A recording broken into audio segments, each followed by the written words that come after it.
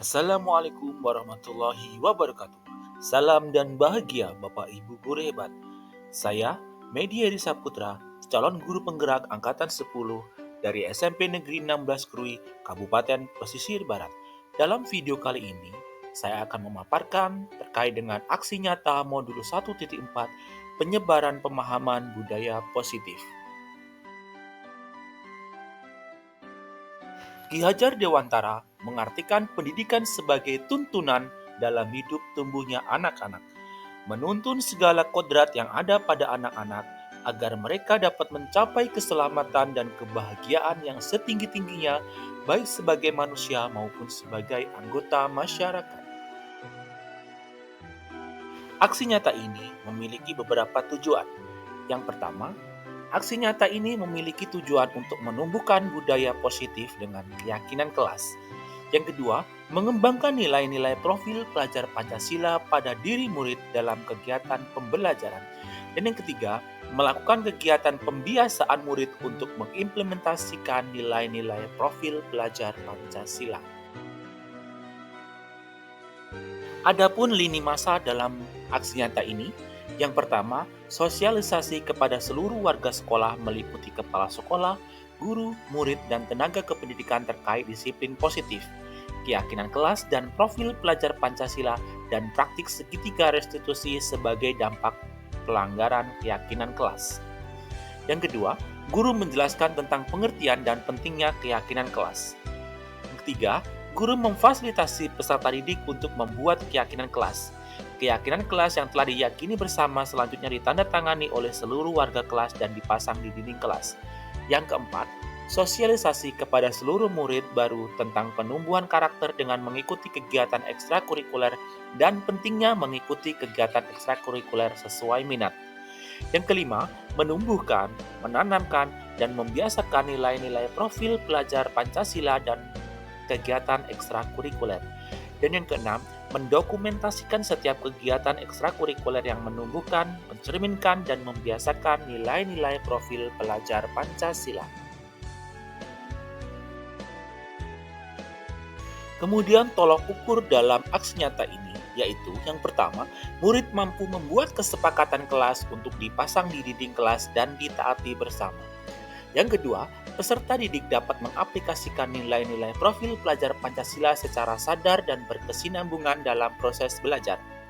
Yang ketiga, murid terlibat aktif dalam kegiatan sekolah dengan secara sadar mengamalkan nilai-nilai pelajar Pancasila, sehingga tercipta pembelajaran yang menyenangkan dan berpihak pada murid. Adapun beberapa materi pengimbasan dalam aksi nyata ini, yang pertama, disiplin positif. Yang kedua, nilai-nilai kebajikan. Yang ketiga, teori motivasi perilaku manusia. Yang keempat, hukuman dan penghargaan. Yang kelima, kebutuhan dasar manusia. Yang keenam, keyakinan kelas. Yang ketujuh, 5 posisi kontrol guru. Dan yang kedelapan, segitiga restitusi.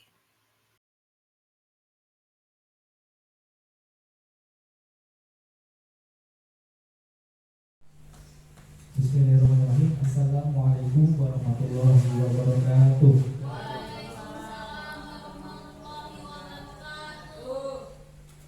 Yang kami hormati Bapak Ibu dua guru dan staf SMP Negeri 16 Krui, izinkan dalam kesempatan pagi hari ini saya akan melakukan desiminasi atau pengimbasan modul 1.4 pendidikan guru penggerak calon guru penggerak angkatan 10 SMP Negeri 16 Krui, Kabupaten Pesisir Barat. Oleh saya Medi Eri Saputra. Bapak Ibu yang saya hormati, di sini dalam kurang lebih 60 sampai 120 menit yang akan datang kita akan menyimak bagaimana pemaparan terkait dengan disiplin positif atau budaya positif. Namun sebelum kita beranjak ke materi inti, kita untuk sejenak kita akan pemanasan. Nanti ketika saya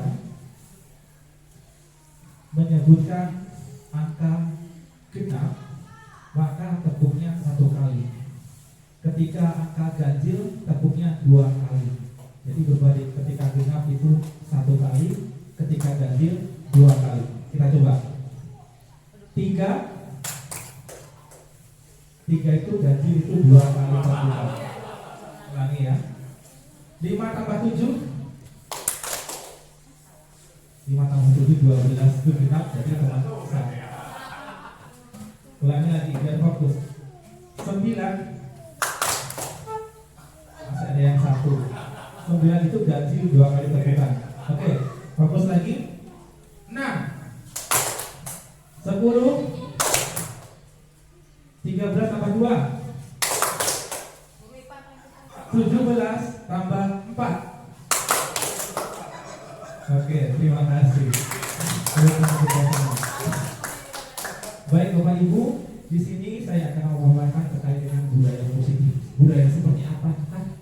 Budaya positif itu apakah sama dengan kebiasaan-kebiasaan kita sehari-hari ketika kita melaksanakan kegiatan pembelajaran di sekolah? Kita akan simak bersama-sama. Jadi pendidikan yang berkualitas itu tidak terlepas dari budaya positif yang ditanamkan pada peserta didik. Budaya positif itu merupakan nilai-nilai, keyakinan-keyakinan, dan kebiasaan-kebiasaan di sekolah yang berpihak pada murid agar murid dapat berkembang menjadi pribadi yang kritis, penuh hormat, dan bertanggung jawab. Dalam rangka menciptakan lingkungan yang positif, maka setiap warga sekolah dan pemangku kepentingan perlu saling mendukung, menghayati, dan menerapkan nilai-nilai kebajikan yang telah disepakati bersama.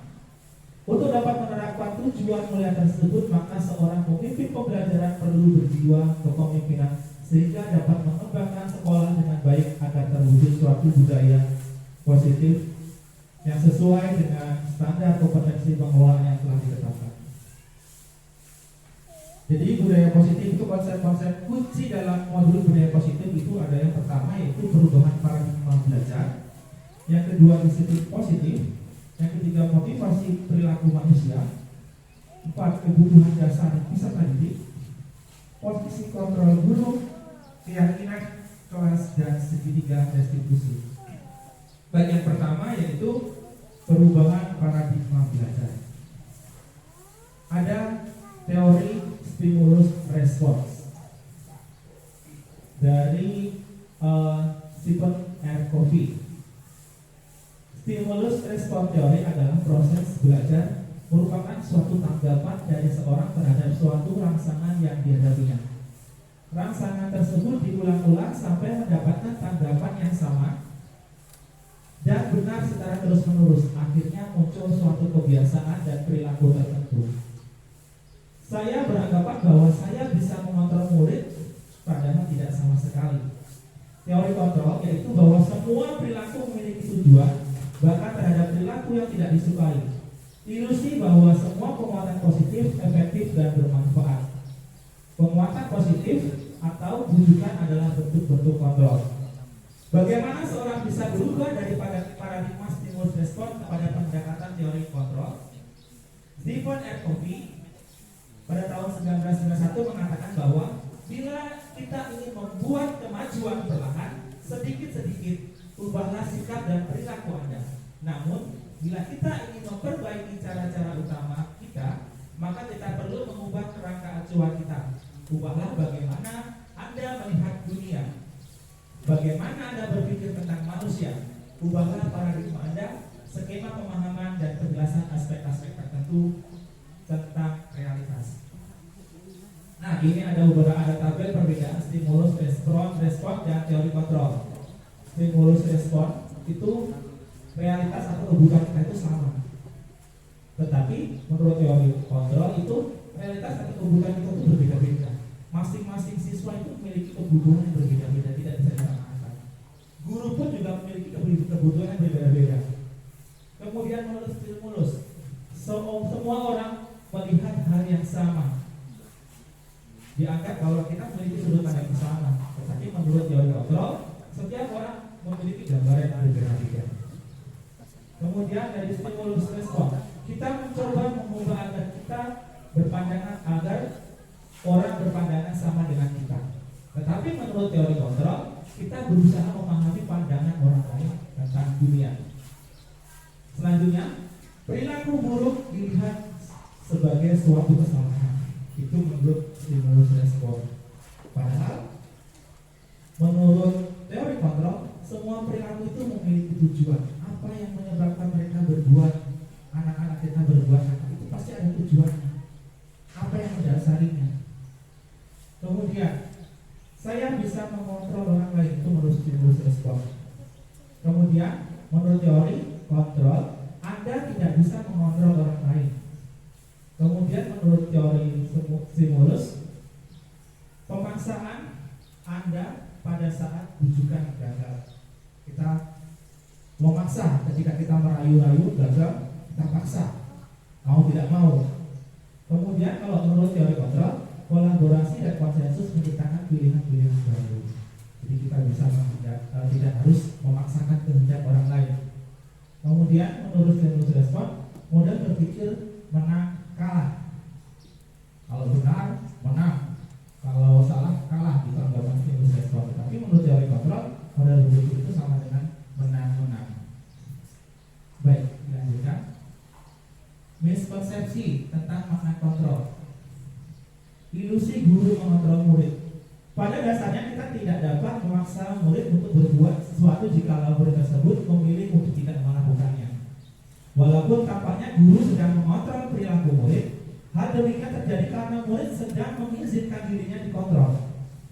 Selain itu, bentuk kontrol guru menjadi kebutuhan dasar yang dipilih murid tersebut. Teori kontrol menyatakan bahwa semua perilaku memiliki tujuan, bahkan terhadap perilaku yang tidak disukai. Ilusi bahwa semua penguatan positif, efektif, dan bermanfaat. Penguatan positif atau bujukan adalah bentuk-bentuk kontrol. Segala usaha untuk mempengaruhi murid agar mengulangi sesuatu perilaku tertentu adalah suatu usaha untuk mengontrol murid. Nah, ini sedikit ilustrasi tentang miskonsepsi terhadap teori kontrol. Ini adalah ilusi mengontrol murid, bahwa kita beranggapan bahwa kita itu bisa mengontrol murid, kita bisa menyeting murid menjadi seperti apa yang kita inginkan. Tapi pada kenyataannya tidak seperti itu. Ilusi guru mengontrol murid. Ilusi bahwa kritik dan membuat rasa bersalah mampu menguatkan karakter. Ilusi bahwa semua penguatan positif, efektif, dan bermanfaat. Ilusi bahwa orang dewasa itu berhak memaksa. Ini yang miskonsepsi. Jadi kita tidak bisa memaksa kehendak seseorang, termasuk kehendak murid, karena murid itu memiliki pandangan yang berbeda-beda, memiliki alasan berbeda-beda kan mengapa mereka melakukan hal tersebut. Nah, ini pembelajaran dengan paradigma baru. Ini sudah tidak asing lagi. Kita sudah tahun ketiga melaksanakan pembelajaran dengan paradigma baru yang menerapkan implementasi kurikulum merdeka, yang muara atau tujuannya adalah menciptakan pelajar yang sesuai dengan profil pelajar Pancasila, di mana ada 6 dimensi profil pelajar Pancasila. Pembelajaran dengan paradigma baru ini merupakan pembelajaran yang dirancang berdasarkan prinsip pembelajaran berdiferensiasi. Difference artinya berbeda. Jadi kita melaksanakan pembelajaran dengan menyesuaikan dengan kebutuhan peserta didik yang beragam, karena tidak bisa kita seragamkan kebutuhan peserta didik.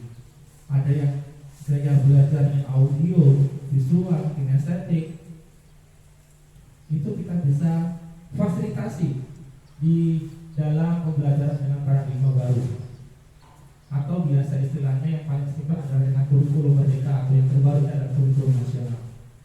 Sehingga para peserta didik belajar sesuai dengan kebutuhannya berdasarkan tahap perkembangan sesuai dengan teori psikologi modern untuk mewujudkan profil pelajar Pancasila. Nah, disiplin sekarang adalah disiplin positif. Pertanyaannya, ketika mendengar kata disiplin, apa yang terbayang di benak Anda? Apa yang terlintas di pikiran Anda? Disiplin, peraturan, ada lagi? Ketika mendengar kata disiplin, kita harus disiplin terkait dengan peraturan, tata tertib, norma-norma.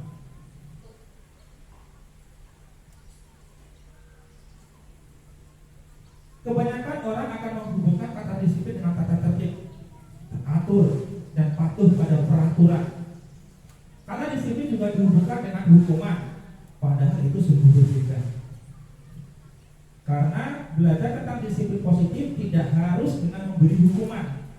Justru itu adalah salah satu alternatif terakhir dan bila perlu tidak digunakan sama sekali. Nanti kita akan bahas terkait dengan 5 posisi kontrol guru. Kita cenderung menghubungkan kata disiplin dengan ketidaknyamanan.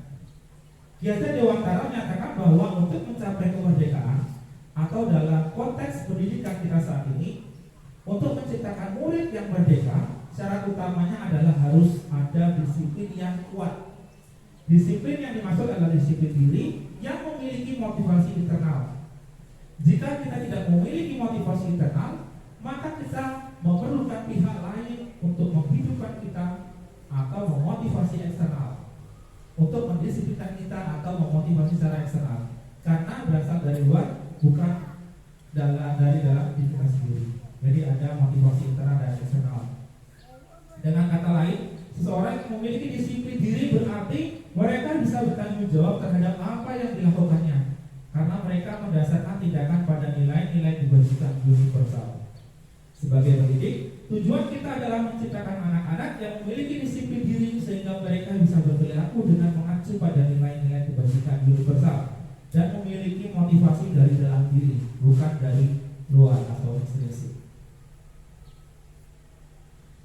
Disiplin positif berasal dari kata disiplina yang berarti belajar.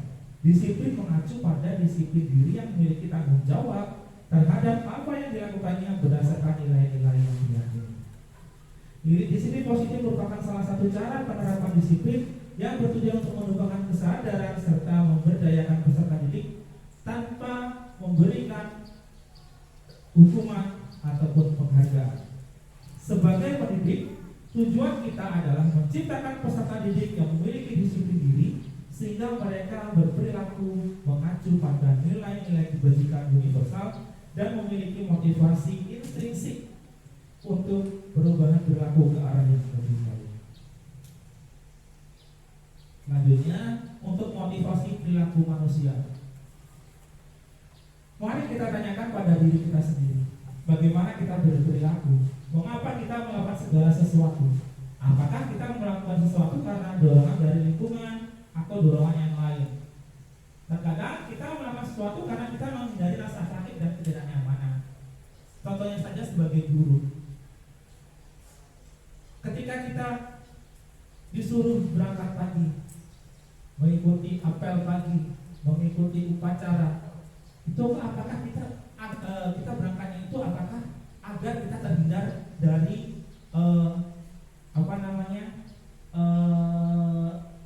hukuman dari kepala sekolah ataupun teguran dari kepala sekolah. Hal itu faktornya yang dari luar agar kita bisa melakukan atau kita menghindari diri dari rasa tidak nyaman ketika kita ditegur oleh kepala sekolah, mungkin tidak nyaman, akhirnya kita bisa berangkat lagi.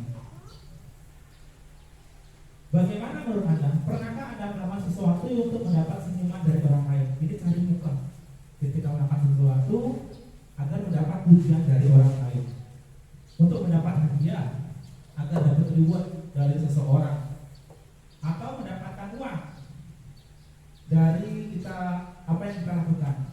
Apalagi kira-kira alasan orang melakukan sesuatu. Jadi masih banyak sekali. Apa yang memotivasi mereka orang lain untuk melakukan disiplin itu ada yang dari faktor eksternal dan dari internal atau intrinsik motivasi. 3 motivasi perilaku manusia. Yang pertama yaitu untuk menghindari ketidaknyamanan atau hukuman. Ini adalah tingkat terendah dari motivasi perilaku manusia. Biasanya orang yang motivasi perilakunya untuk menghindari hukuman atau ketidaknyamanan akan bertanya, apa yang akan terjadi apabila saya tidak melakukannya? Inilah yang muncul dari orang yang melakukan disiplin untuk menghindari ketidaknyamanan atau hukuman. Apa yang akan terjadi bila saya tidak melakukannya?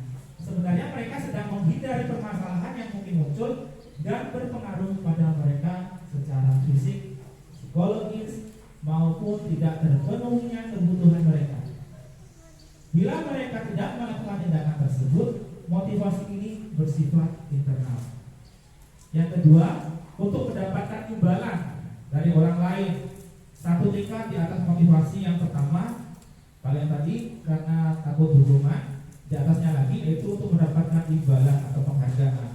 Di sini orang yang berperilaku untuk mendapatkan imbalan atau penghargaan dari orang lain, orang dengan motivasi ini akan bertanya, apa yang saya akan dapatkan apabila saya melakukannya? Kira-kira dapat apa ya? Dapat duit nggak sih?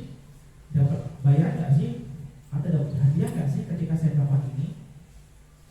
Mereka melakukan sebuah tindakan untuk mendapatkan pujian dari orang lain yang menurut mereka penting dan mereka letakkan dalam dunia berpolitik mereka. Melakukan sesuatu akan mendapatkan pujian dari orang lain, melakukan sesuatu akan mendapat pujian dari kepala sekolah, berangkat pagi-pagi banget agar mendapatkan pujian. Itu motivasinya. Yang selanjutnya, untuk menjadi orang yang mereka inginkan dan menghargai diri sendiri dengan nilai-nilai yang mereka percaya. Ini tingkatannya di atas. Orang dengan motivasi ini akan bertanya, akan menjadi orang yang seperti apa apabila saya melakukannya. Mereka melakukan sesuatu karena nilai-nilai yang mereka yakini dan hargai. Karena sudah tertanam dari diri mereka sendiri untuk melakukan sesuatu, bukan karena takut hukuman, bukan karena mengharap imbalan, tetapi memang berasal dari pribadi mereka sendiri untuk melakukan hal tersebut. Dan mereka melakukannya karena mereka ingin menjadi orang yang mau melakukan nilai-nilai yang mereka yakini. Ini adalah motivasi yang akan membuat orang memiliki disiplin positif karena motivasi perilakunya internal, bukan dari eksternal. Kalau yang kedua tadi itu eksternal motivasinya. Yang pertama tadi yang tingkatan paling bawah, kita berangkat pagi karena takut dihukum, karena takut dimarahi kepala sekolah, karena takut ditegur kepala sekolah. Kemudian yang kedua, faktor yang selanjutnya, melakukan sesuatu agar mendapatkan imbalan. Saya berangkat pagi-pagi nyapu ruang guru, nyuci piring agar nanti dapat bayar, dapat pujian. Itu motivasi eksternal. Tapi kalau yang ketiga ini benar-benar dari dalam diri sendiri melakukan sesuatu atas nilai-nilai kebajikan yang diyakini oleh individu tersebut.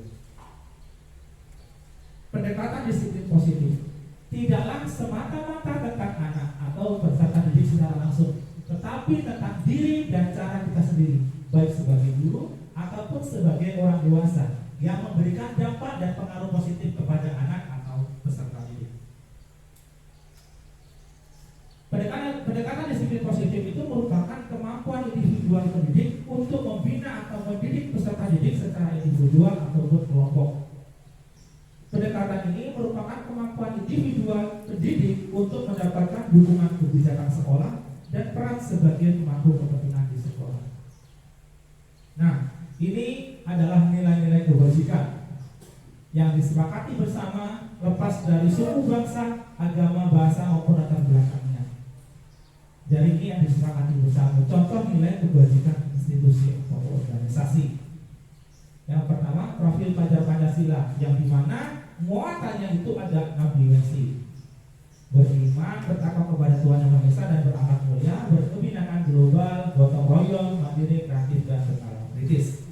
Kemudian dari IBO Primary Years Program atau PYP, toleransi, rasa hormat, integritas, mandiri, menghargai, antusias, empati, keingintahuan, kreativitas, kerjasama, percaya diri dan komitmen. Kemudian dari keterampilan hidup atau life skill, dapat dipercaya, lurus hati, pendengar yang aktif, tidak merendahkan orang lain, dan memberikan yang terbaik dari diri. Ini nilai-nilai kebajikan yang disepakati bersama lepas dari suku, bangsa, agama, bahasa maupun latar belakang. Kebutuhan dasar manusia. Apa saja kebutuhan dasar manusia? Kebutuhan dasar manusia itu adalah segala sesuatu yang kita lakukan untuk mendapatkan apa yang kita inginkan.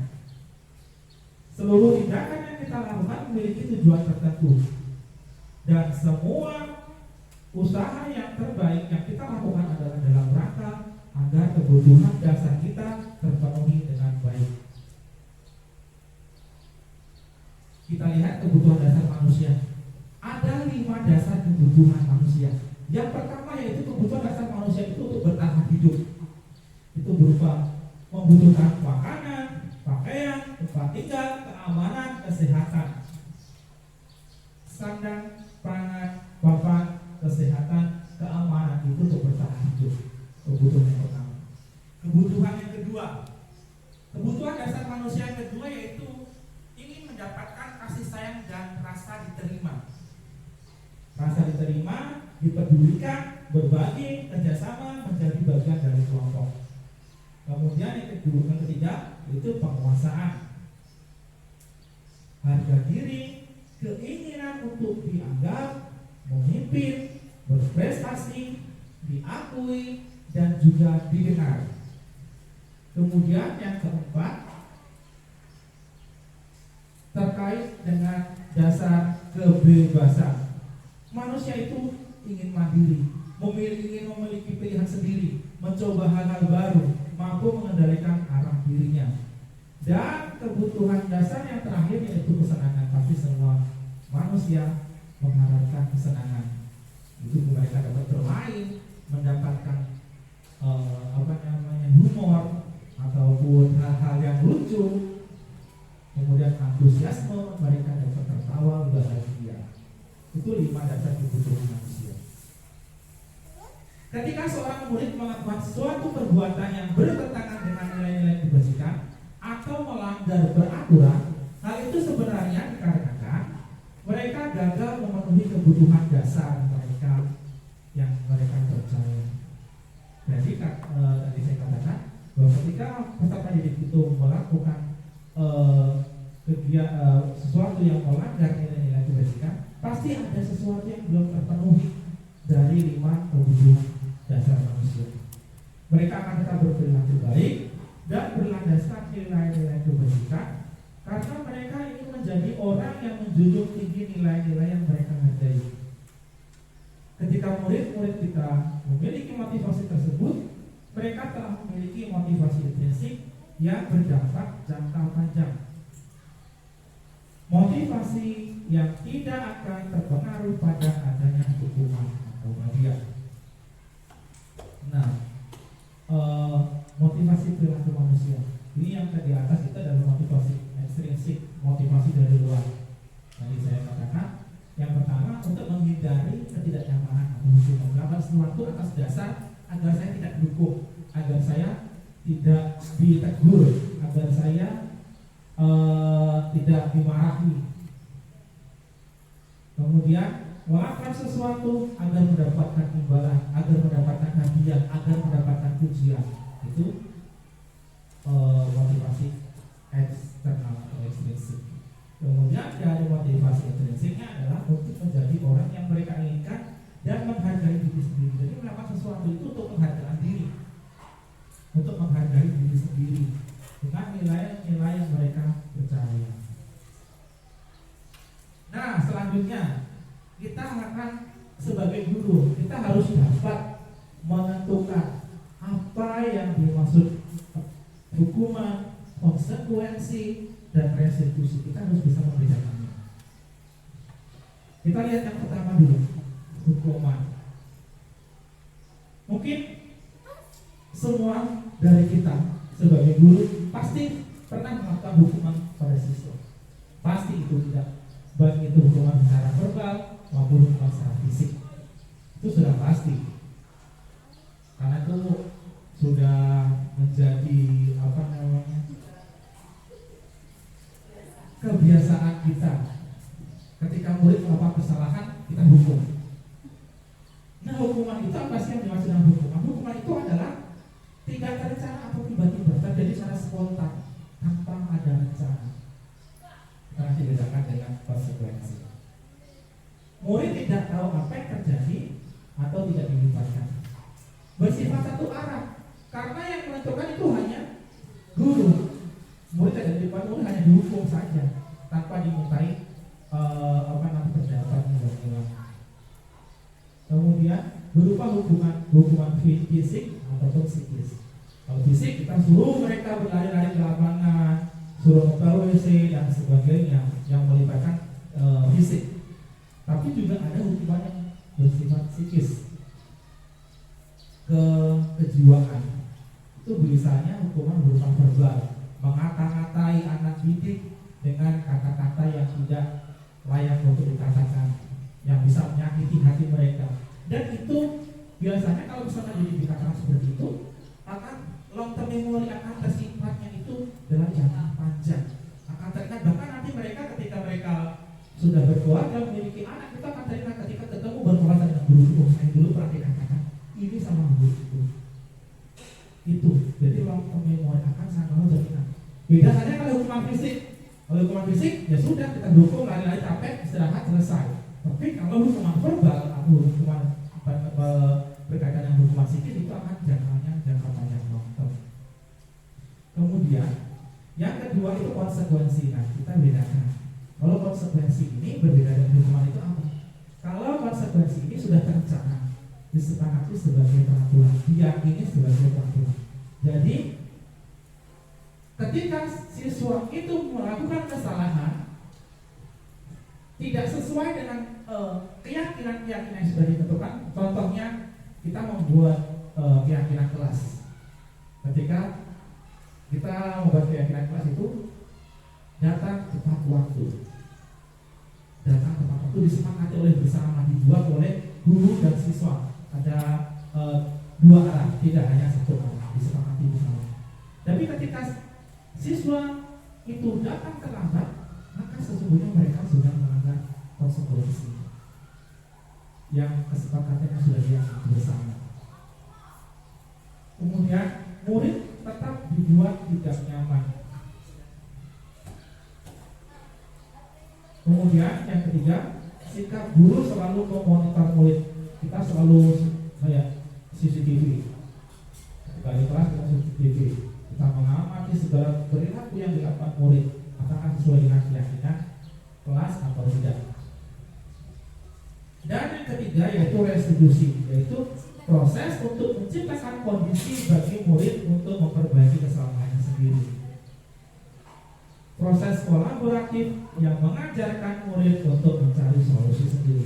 Jadi kalau hukuman itu terjadi secara tiba-tiba, kalau konsekuensi itu akibat dari pelanggaran atas keyakinan yang sudah disepakati bersama, kalau restitusi itu upaya untuk memperbaiki diri. Itu perbedaan antara hukuman, konsekuensi, dan restitusi.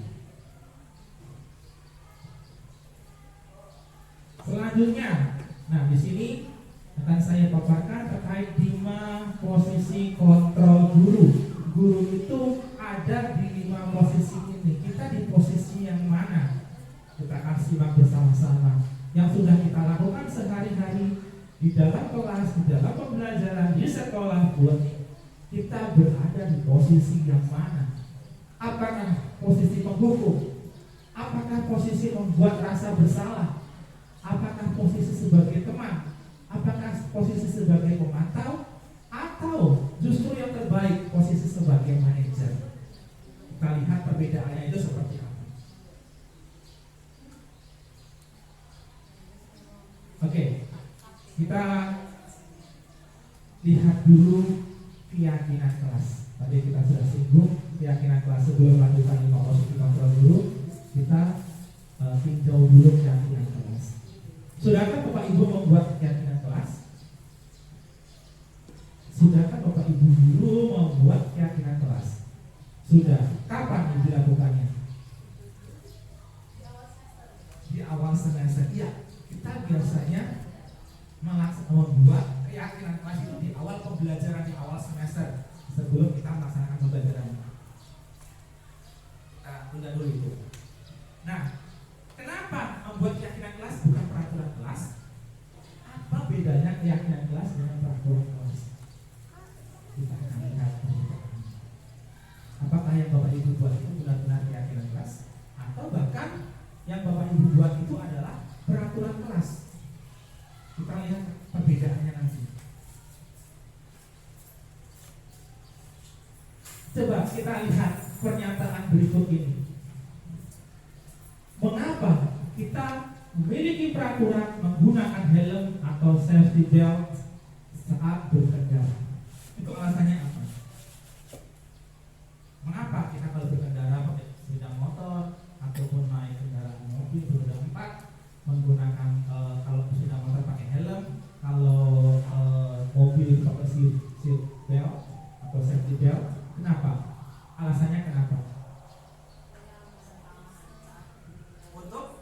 keselamatan. Takut polisi, takut ditilang polisi. Yang pertama yaitu untuk keselamatan, karena takut. Yang kedua, takut ditilang polisi. Oke. Pertanyaan yang kedua, mengapa kita memiliki peraturan mencuci tangan sebelum makan? Kenapa? Terhindar dari kuman penyakit atau simpelnya untuk menjaga kesehatan. Ya, kalau tadi menggunakan helm untuk keselamatan, mencuci tangan untuk kesehatan, sama yang ketiga ini, mengapa kita memiliki peraturan mencuci tangan, memakai masker pada waktu itu, menjaga jarak pada saat pandemi COVID-19? Kita untuk keselamatan, untuk kesehatan, untuk mendukung motivasi prinsip, kembali kepada nilai-nilai atau keyakinan lebih dalam dibandingkan mengikuti serangkaian peraturan pergerakan seseorang. Nilai-nilai keselamatan atau kesehatan yang kita sebut ini adalah sebuah keyakinan, yaitu nilai-nilai kebajikan universal yang disepakati secara tersirat dan tersurat, lepas dari latar belakang suku, negara, agama, bahasa. Keyakinan kelas dengan peraturan kelas.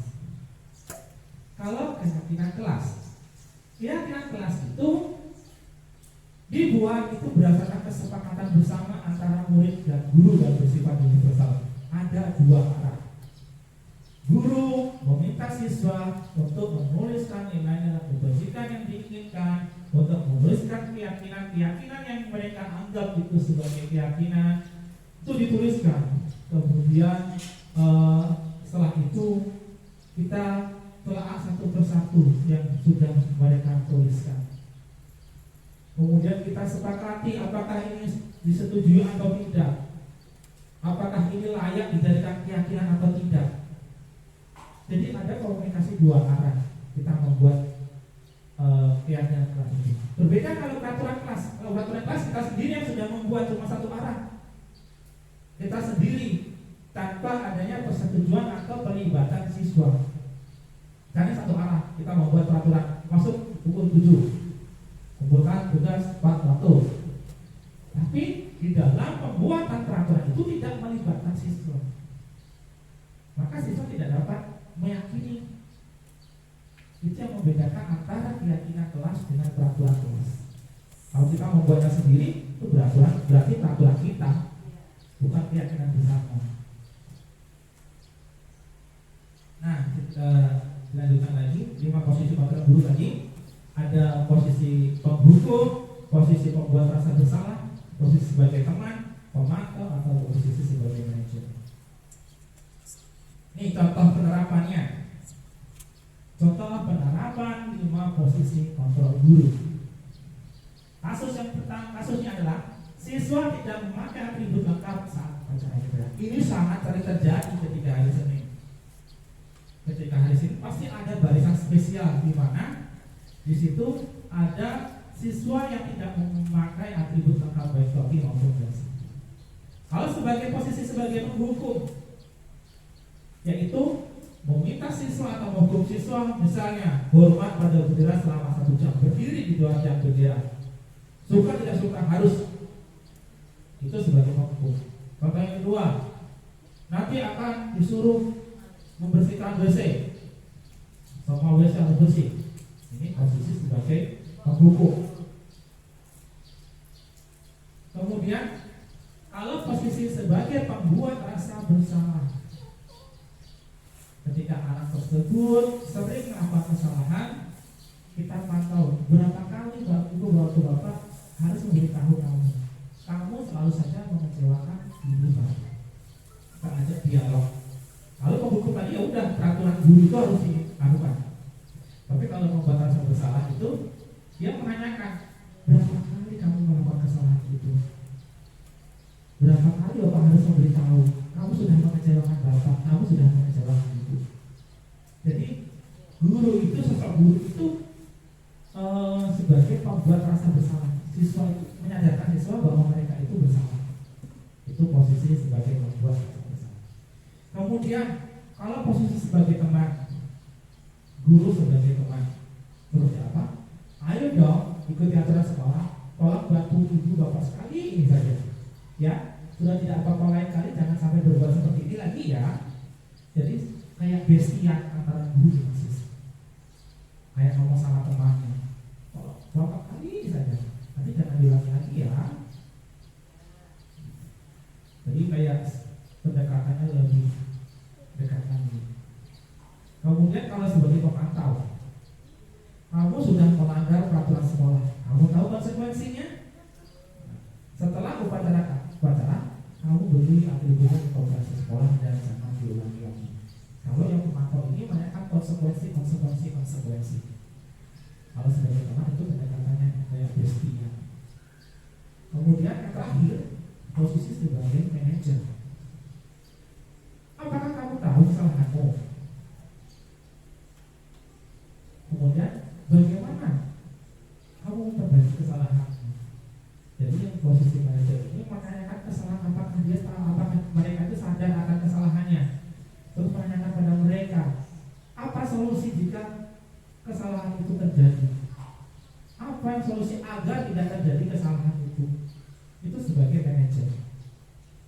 5. Posisi kontrol guru. Mana dari kelima itu mana sih yang paling bagus menurut Bapak Ibu? Dari posisi penghukum, posisi pembuat rasa bersalah, posisi teman, posisi pemantau, dan posisi manajer. Dari kelima itu kira-kira mana yang paling bagus menurut Bapak Ibu? Sebagai manajer. Karena kita disuruh siswa itu menyadarkan siswa untuk mencari tahu apa permasalahannya, apa kesalahannya. Kemudian siswa tersebut diminta untuk mencari solusi sendiri. Apa solusi untuk memperbaiki kesalahan? Misalnya tadi tidak memakai atribut, dia tanya apa kesalahannya? Tahu kesalahannya? Tahu Pak, tidak memakai topi, tidak memakai dasi. Nah kalau begitu, ini apa yang harus kamu lakukan ke depannya? Saya harus memakai topi dan dasi ketika upacara bendera. Saya harus menyiapkan segala sesuatunya dari lebih awal agar saya tidak ketinggalan topi dan dasinya. Itu dia mencari solusi sendiri. Tapi kalau sudah kita ayo lah, jangan diulangi. Nanti kalau ketinggalan lagi berubah gimana? Dan kita kontrol lagi.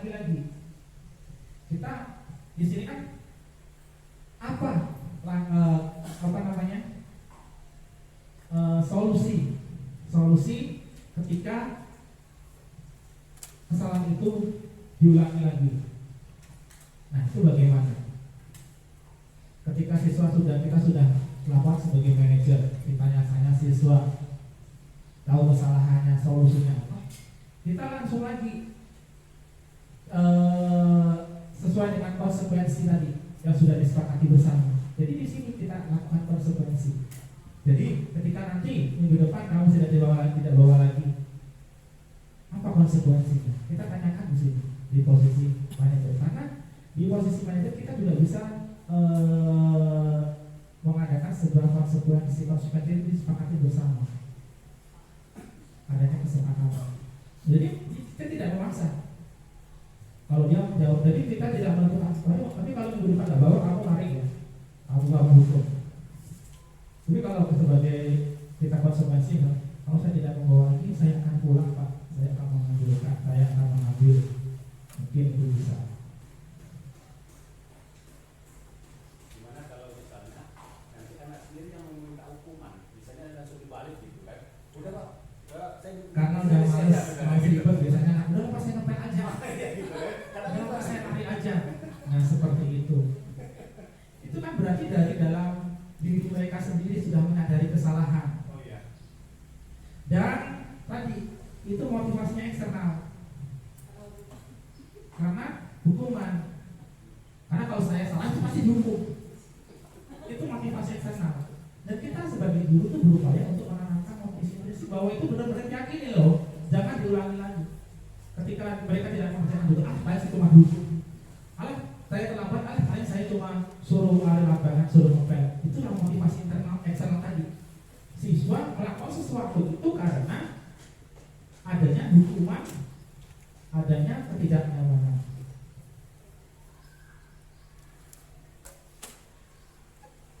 Baik, kita simak video berikut ini secara singkat. Kita lihat lebih lagi.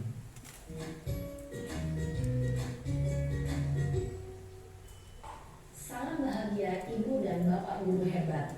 Dalam penerapan disiplin positif restitusi, salah satu program yang dikembangkan adalah 5 posisi kontrol. 5 posisi kontrol dalam restitusi adalah proses perjalanan seorang pendidik agar dapat mengenali dirinya. Pada video kali ini, kita akan membahas tentang 5 posisi kontrol yang dikembangkan oleh Diane Goshen dan contoh penerapannya. Kita lihat posisi kontrol sebagai penghukum yang pertama. Sebagai 5 apa? posisi kontrol itu adalah 1. Posisi penghukum. 2. Posisi pembuat merasa bersalah. 3. Posisi teman. 4. Posisi pemantau atau monitor. Dan 5. Posisi manajer.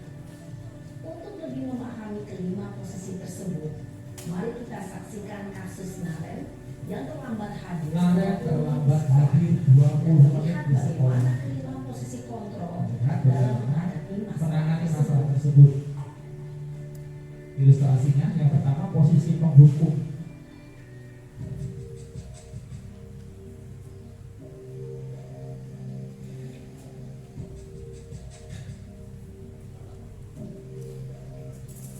Naren, sini kamu. Selamat pagi Bu. Selalu terlambat. Kamu deh, pasti terlambat. Maaf Bu, saya Apa? Apa coba? Alasan kamu apa lagi? Kapan sih kamu tidak terlambat? Malas sekali ya kamu jadi anak. saya Dasar pemalas. Gak kapok-kapok sih kamu. Sudah berapa kali terlambat? Sana, kamu keliling lapangan basket 2 kali. kenapa saya harus ke lapangan basket Bu?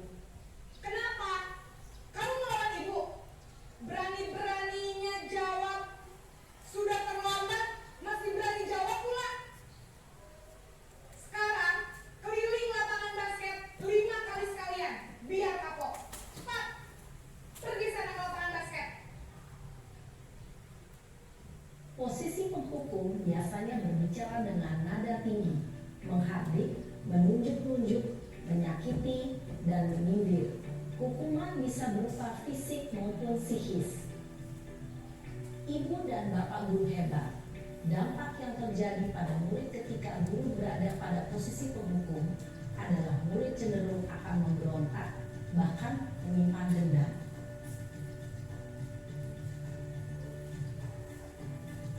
Posisi yang kedua, posisi pembuat merasa bersalah.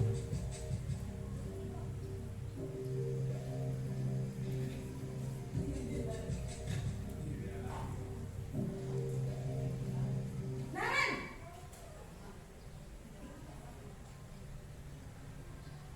Selamat pagi Bu. Naren.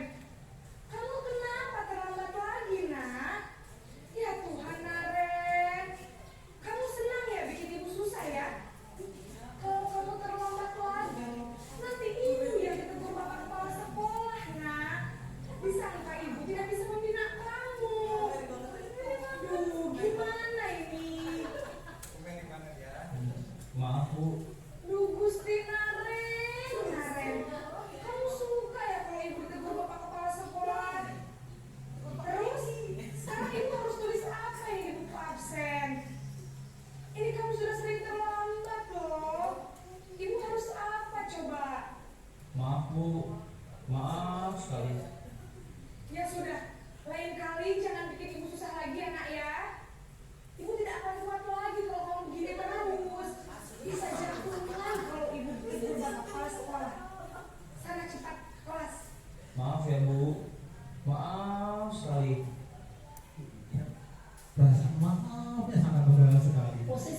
membuat rasa bersalah berbicara dengan nada tenang, cenderung lembut. Namun kata-kata yang diutarakan membuat murid merasa menjadi orang yang gagal, memandang buruk dirinya sendiri, merasa tidak berharga, dan tidak sanggup membahagiakan orang lain. Ketika guru mengambil posisi pembuat rasa bersalah, murid akan menganggap dirinya yang bersalah dan ia akan menyimpan emosi negatif tersebut di dalam dirinya. Posisi kontrol yang ketiga yaitu posisi teman. Seperti apa bestian antara guru dan siswa. Kalau tadi membuat merasa bersalah Ibu Eri, kalau posisi bestian atau teman Ibu Dewi, melihat perbedaannya. Selamat pagi Bu. Wah, sudah jam berapa ini nak? Terlambat lagi ya sayang. Iya Bu, habis ibu saya udah bangunkan saya Bu. Kamu malah menyalahkan ibu kamu. Kamu bukannya anak yang larinya paling kencang. Kok terlambat sih? Iya Bu, saya memang selamat bangun tadi. Jadi biarpun saya lari kencang, tetap gak terkejar Bu. Ya sudah sana. Nanti lain kali larinya lebih kencang lagi ya. Biar gak terlambat lagi. Bikin seneng ibu. Demi ibu. Bisa kan? Bisa lah Bu. Ya sudah sana masuk kelas. Ibu beresin urusan absen kamu. Kamu ini ada-ada saja. Dalam posisi teman, guru berbicara dengan nada suara ramah, akrab, cenderung bersenda gurau untuk menjaga suasana tetap santai. Murid akan merasa senang, aman, dan akrab dengan guru. Identitas yang tercipta adalah identitas sukses atau berhasil. Namun, perlu diingat, karena ini masih dorongan eksternal, maka ada faktor ketergantungan dari murid kepada orang tertentu. Di sini guru absennya, sehingga di lain waktu murid bisa berperilaku baik, namun hanya kepada orang-orang tertentu saja. Sebagai posisi pemantau, siapakah ini?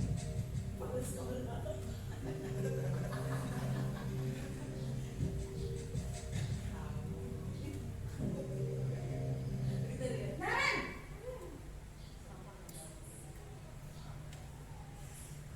Selamat pagi Bu. Naren, apa peraturan sekolah kita tentang jam berapa kita harus masuk sekolah, nak? Kita harus di sekolah jam 7 Bu. Iya betul, sekarang sudah jam 7.20. Naren sudah tahu konsekuensinya jika terlambat hadir.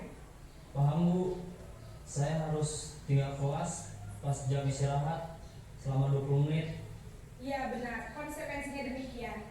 Jadi nanti jam 9.30 pas istirahat, kamu harus tinggal di kelas, kerjakan tugas tambahan untuk ketertinggalan kamu, ya? Baik Bu. Posisi pemantau mengandalkan penghitungan atau data untuk mengontrol murid. Guru mengarahkan murid berdasarkan peraturan dan konsekuensi. Seorang pemantau menunjukkan bahasa tubuh dan ekspresi wajah yang datar dan cenderung formal.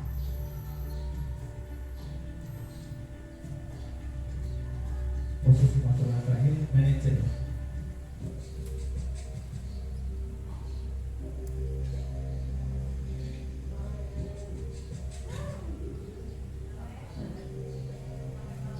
Naren!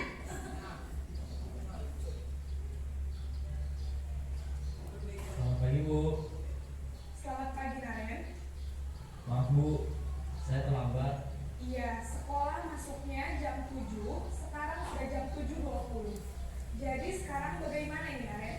Maaf Bu, saya lupa setel alarm saya semalam. Baiklah, menurut kamu, keyakinan sekolah yang mana yang perlu kamu tingkatkan? Menghargai diri sendiri dan orang lain mungkin ya Bu. Setuju. Jadi, apakah Naren meyakini prinsip saling menghormati tersebut? Iya Bu, saya meyakininya. Apakah Naren bersedia memperbaiki masalah keterlambatan ini? Bersedia Bu. Bagaimana kamu akan perbaiki masalah keterlambatan ini? akan coba untuk tidak lupa menyetel alarm saya, Bu. Baik, kalau Naren lupa menyetel alarm di rumah, ada orang yang kira-kira bisa bantu mengingatkan tidak? Ada, Bu. Kakak saya, Kak Emma. Ada lagi selain Kak Emma? Selain Kak Emma, ada ibu saya. Baik, jadi yang mengingatkan Naren adalah Kak Emma dan ibu kalian. Kira-kira akan mulai setel alarm kapan nih Naren? Setelah pulang sekolah, akan segera saya lakukan. Baik, jadi Naren akan setel alarm untuk bangun besok pagi dan akan diingatkan oleh kakak dan ibunda Naren ya.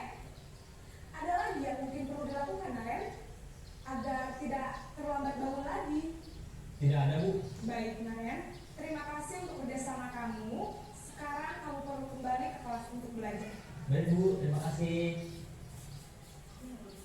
Posisi manajer adalah posisi kontrol yang disarankan untuk membimbing murid memiliki sikap disiplin yang positif, yaitu murid yang mandiri, bertanggung jawab, dan dapat memecahkan masalah. Tujuan dari posisi ini adalah agar murid dapat berefleksi atas tindakannya.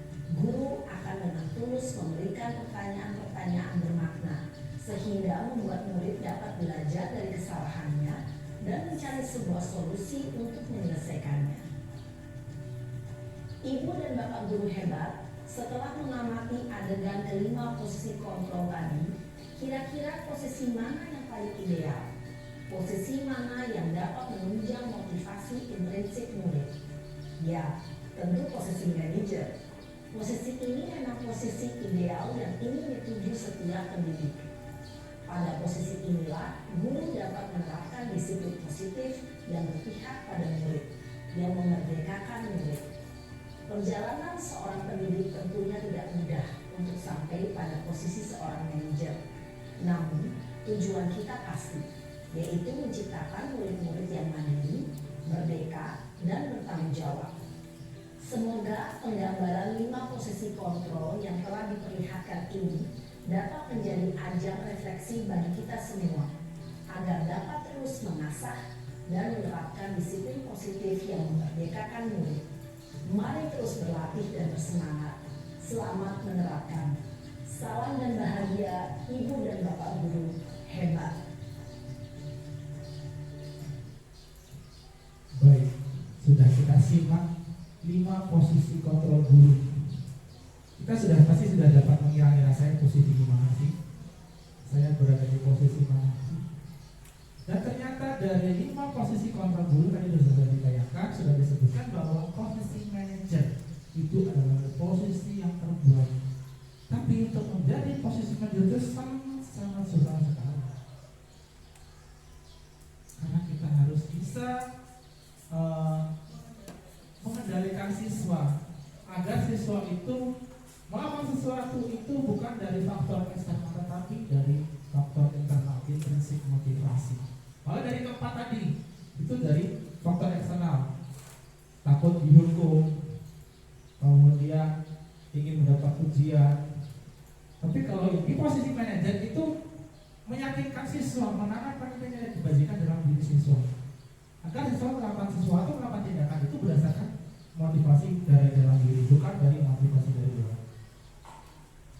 Nah, ini tadi posisi penghukum itu nada suaranya tinggi, bahasa tubuhnya yaitu mata melotot, menunduk-nunduk, menhardik, hukuman fisik maupun psikis. Dampaknya apa sih? Murid jadi tertekan, tidak menyukai guru atau mata pelajaran diambil. Itu dampak yang dirasakan siswa. Kemudian membuat posisi merasa bersalah. Siswa cenderung melembut, tenang, namun kata-katanya, suara cenderung melembut, tenang, namun kata-katanya menyalahkan murid. Tenang tapi menyelakit. Guru akan mengatakan hal-hal yang menyatakan kesalahan murid dapat membuat guru menderita. Nanti saya kalau bapak ditegur kepala sekolah gimana atas kesalahanmu? Jadi seperti itu. Kemudian dampaknya apa? Membuat murid merasa bersalah atau identitasnya digagal. Yaitu kedua itu dampaknya murid itu menjadi rendah diri. Kemudian posisi sebagai teman bersetia. Nada suara guru akan terdengar sangat rapat, cenderung cenderung bersedang gurau untuk menghangatkan suasana. Dampaknya apa? Murid itu akan terketergantungan. Murid itu tidak bisa mandiri. Kemudian murid tidak mandiri dan tidak bisa berpikir untuk dirinya sendiri karena tergantung dan menyukai hanya pada satu itu saja, misalnya satu guru itu saja, karena yang dianggap sebagai temannya hanya guru itu. Kemudian posisi sebagai pemantau, suaranya datar, tidak emosional, tidak bercanda, tidak meninggikan suara. Ketika identitas diri berhasil atau positif, harus selalu memantau murid. Dampaknya murid akan menghitung konsekuensi atau hadiah apa tanpa memahami sepenuhnya nilai kebajikan itu. Jadi di sini kalau saya teman ini kira-kira dapat tujuan. Tapi kalau saya rajin terus nanti kira-kira dapat tujuan atau dapat apa. Jadi di sini siswa mengatakan motivasinya itu dari eksternal, bukan dari dalam diri sendiri. Kemudian tidak sepenuhnya mandiri. Dan yang terbaik adalah posisi manajer. Bersuara netral, tidak emosi, tidak terlalu ramah, dan tidak bernada tinggi. Tercipta identitas berhasil. Guru dengan tulus mengajukan pertanyaan bermakna untuk membuka pikiran murid. Guru membimbing murid untuk memecahkan masalahnya secara mandiri. Dampaknya apa? Murid mandiri, lebih percaya diri, dan dapat menyelesaikan masalahnya. Dan yang pasti dapat menanamkan nilai-nilai kebajikan di dalam diri siswa itu. Coba kalau ini kita lihat posisi kontrol apa? Saya kecewa sekali dengan kamu. Membuat rasa bersalah. Iya, benar sekali. Kata ini kalimat ini. Kamu tidak pernah benar melakukannya. Kamu tidak pernah benar. Posisi penghukum. Apa rencanamu untuk menyelesaikan masalah ini? Manajer tentang solusi. Ayolah lakukan demi Bapak Ibu ya. Apa? Sebagai teman. Kamu tidak pernah mendapat nilai jika tidak mengerjakan tugas. Penghukum. Dia mengancam. Nah, tetapi kemudian prosedur pembentukan keyakinan sekolah atau kelas yang buat bapak ibu yang belum pernah membuat kegiatan, tapi di awal tahun ajaran baru sebentar lagi tahun ajaran baru kita bersama-sama setiap hafal setiap mata pelajaran atau wali kelas silakan bersama-sama membuat keyakinan kelas untuk meminimalisir kesalahan-kesalahan yang terjadi sehingga kita bisa melaksanakan tugas kita dengan baik, siswa merasa nyaman, aman, dan sesuai dengan nilai-nilai kebajikan yang dipercayai. Kemudian prosedur pembentukan nilai kelas mempersilahkan warga sekolah atau murid-murid untuk bercurah pendapat tentang peraturan yang perlu disepakati. Kemudian mencatat semua masukan. Gantilah kalimat negatif menjadi positif. Tinjau beberapa curah pendapat yang sudah dicatat dan susun menjadi keyakinan kelas. Tinjau kembali keyakinan kelas yang disusun 3-7 keyakinan. Menyetujui dengan menandatangani keyakinan sekolah. Jadi kita tandatangani bersama siswa dengan guru. Kita terdapat kesepakatan untuk menandatangani di dinding kelas atau tempat yang mudah dilihat oleh semua warga kelas. Jadi siswa dapat melihat keyakinan-keyakinan apa yang sudah dibentuk ketika ditempel di dinding kelas. Ini contohnya keyakinan kelas pembuatannya seperti ini. Bersifat abstrak, terus berupa pertanyaan universal, dibuat dalam pernyataan positif, sedikit saja agar mudah diingat, sesuaikan dengan kondisi kelas. Semua warga sekolah atau kelas dilibatkan saat membuat keyakinan kelas. Dan yang terakhir yaitu segitiga restitusi, suatu proses dialog yang dijalankan oleh guru agar dapat menghasilkan murid yang mandiri dan tanggung jawab. Segitiga restitusi itu ada 3. Yang pertama, validasi tindakan yang salah, menstabilkan identitas, dan menanyakan keyakinan. Contoh menstabilkan identitas berdasarkan prinsip membuat kesalahan adalah bagian dari proses pembelajaran. Kata-kata yang bisa diucapkan yaitu berbuat salah itu wajar. Tidak ada manusia yang sempurna. Ibu bapak juga pernah melakukan itu. Ibu bapak tidak mau mencari siapa yang salah, tapi ibu bapak ingin mencari solusi dari permasalahan ini. Kamu berhak merasa begitu ketika ada permasalahan murid kita, ketika ada permasalahan guru sebagai tadi manajer dan menerapkan segitiga restitusi, yaitu menstabilkan identitas agar siswa itu biasanya tidak jatuh. Yang kedua, validasi tindakan yang salah berdasarkan prinsip setiap perilaku berupaya memenuhi suatu kebutuhan tertentu. Kamu pasti punya alasan mengapa melakukan itu. Padahal kamu bisa melakukan yang lebih buruk dari ini ya. Kamu patut bangga karena kamu telah melindungi sesuatu yang penting buatmu. Kamu melakukannya karena mempertahankan sesuatu yang penting bagimu. Ini untuk memvalidasi tindakan itu mereka itu salah dengan kalimat ini. Dan yang ketiga yaitu menanyakan keyakinan berdasarkan prinsip teori kontrol bahwa pada dasarnya kita akan motivasi secara intrinsik. Apa keyakinan kita? Apa yang kira-kira sudah kita sepakati bersama? Apa keyakinan di sekolah ini? Nilai-nilai apa yang sudah disepakati bersama? Seperti apa gambar sebuah kelas yang ideal menurutmu? Kamu ingin menjadi orang yang seperti apa? Ini untuk menanyakan keyakinan. Nah, ini posisi kontrol manager. Penyelesaian masalah yang dihadapi murid dilakukan dengan guru melakukan proses dialog yang bertujuan menghasilkan murid yang mandiri dan bertanggung jawab. Kemudian dengan menggunakan segitiga restitusi.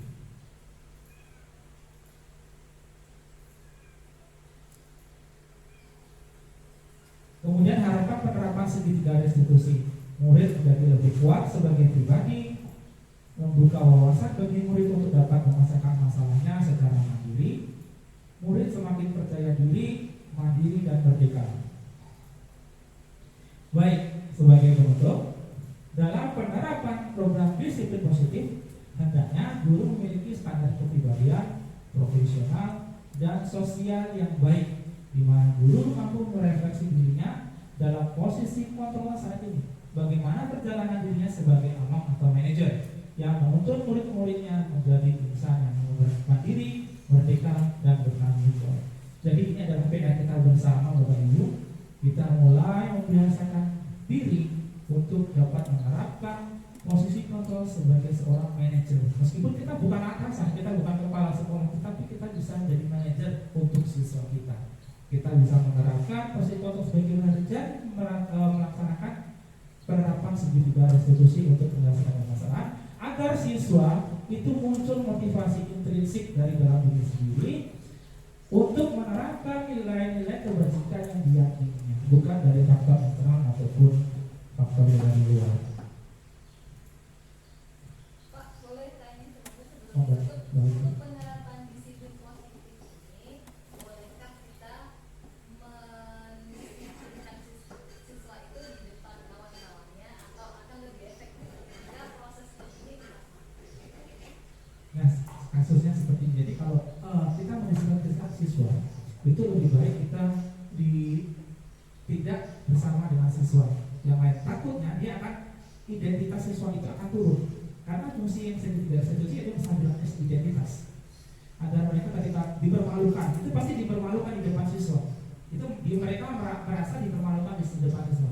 Kalau bisa lebih baik atau seyogyanya untuk mendisiplinkan siswa, kita panggil ke ruangan kita menyelesaikan masalah secara empat mata. Karena kalau dia dapat dengan siswa yang banyak, dia nanti segitiga restitusinya satu menstabilkan identitas itu akan turun. Siswa akan merasa rendah diri, siswa akan merasa malu, dan nanti tidak segitiga restitusi itu tidak akan terbentuk di posisi manajer. Mungkin itu dari saya.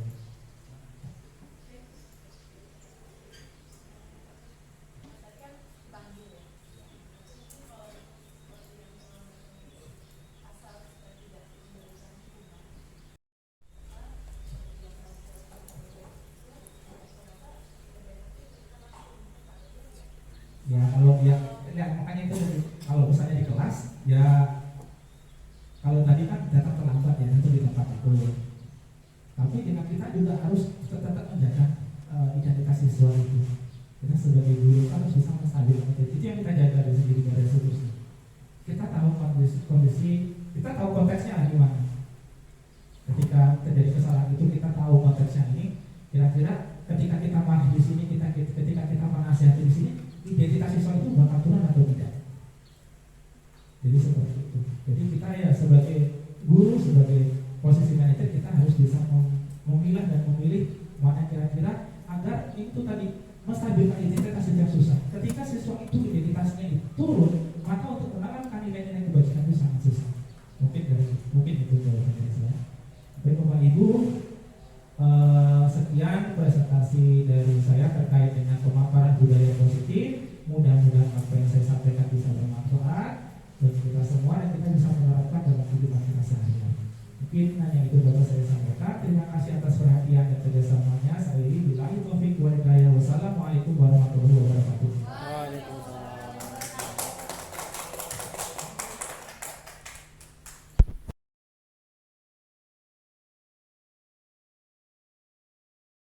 Assalamualaikum warahmatullahi wabarakatuh.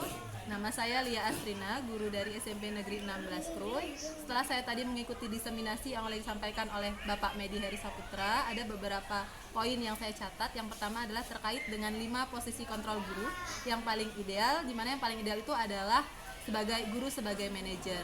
Kemudian terkait dengan segitiga restitusi yang sebaiknya kita terapkan kepada siswa. Kemudian kita juga diminta untuk mulai menerapkan di mana kita membuat keyakinan kelas di dalam kelas nanti. Terima kasih. Wassalamualaikum warahmatullahi wabarakatuh.